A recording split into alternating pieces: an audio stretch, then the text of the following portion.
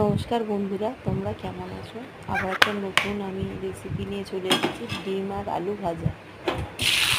প্রথমে গ্যাসটা অন করে নেব। গ্যাসটা অন করে নেওয়ার পর কড়ার মধ্যে তেল দিয়ে দেবো। কড়াই তেল দিয়ে ডিম আর পেঁয়াজ যে কাটাটা আছে ওটা দিয়ে দেবো। তারপর একটু ভালো করে নেড়ে তেলের মধ্যে ওর মধ্যে একটু হলুদ গুঁড়ো আর একটু নুন দিয়ে ভালো করে একটু নাড়বো। বেশ খানিকক্ষণ একটু নাড়াচাড়া করে আমরা এটাকে একটা পাত্র দিয়ে ঢাকনা দিয়ে ঢেকে রেখে দেব।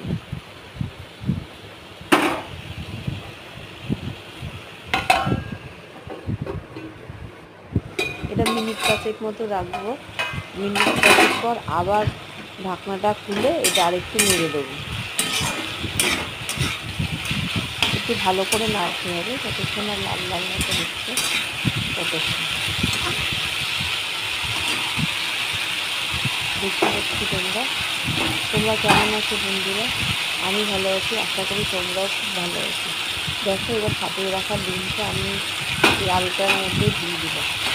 তারপর এই ডিমটা ভালো করে নেড়ে দেবো আলু ভাজাটার সঙ্গে।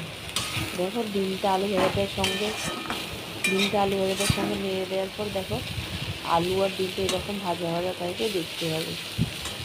অনেকে এরকম হালকাও ভাজে, কিন্তু আর একটু ঢাকা দিয়ে দিলাম আমি, যাতে একটু ডিমটা একটু লাল লাল হয়। অনেকে এরকম সাদা সাদাও রাখে, তোমরা চাইলে লাল লালও ভাজতে। দেখো, আমি লাল লাল করে ভেজে নিয়েছি।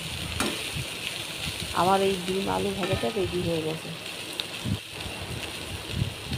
আমাদের একটু সকালে এটাই রুটি দিয়ে আমার হাজব্যান্ড খেয়ে যাবে, আর আমি একটু ভাত আছে কালকে, ওটা দিয়ে খাবো। পান্তা দিয়ে খেতে খুব ভালো লাগে। তোমরাও জানিও কে কে এই আলু ডিম ভাজা রেসিপি ভালো লাগে খেতে।